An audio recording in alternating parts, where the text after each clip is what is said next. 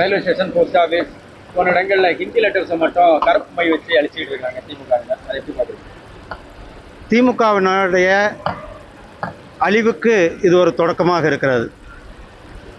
திமுக அரசாங்கம் ஒரு ப்ரொக்ரெசிவான விஷயங்களை செய்ய வேண்டும்.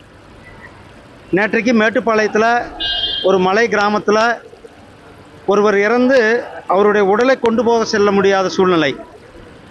அவர் உடலை 5 கிலோமீட்டர் அளவுக்கு மேனுவலாக, அதாவது டோலி கட்சி கட்டி கூட்டிகிட்டு போயிருக்காங்க. என்ன ஒரு அவலமான சூழ்நிலை இன்று நிகழ்ந்து கொண்டிருக்கிறது. ஒரு போலியான சமூக நீதின்ட்டு அவங்க சொல்லி கொண்டு இருக்கிறார்கள். எங்கே சமூக நீதி நீக்குதுங்க? ஒரு பட்டியல் பழங்குடியினத்தை சேர்ந்தவர் இறப்பில் கூட ஒரு கண்ணியம் இல்லை. இதுதான் சமூக நீதியா? இதுதான் திராவிட மாடலா? எல்லாமே போலி. இவர்கள் மக்களை முன்னேற்றுவதற்கான வேலைகளை செய்ய வேண்டும். ஒரு ப்ரொக்ரெசிவான வளர்ச்சி பாதைக்கான வேலைகளை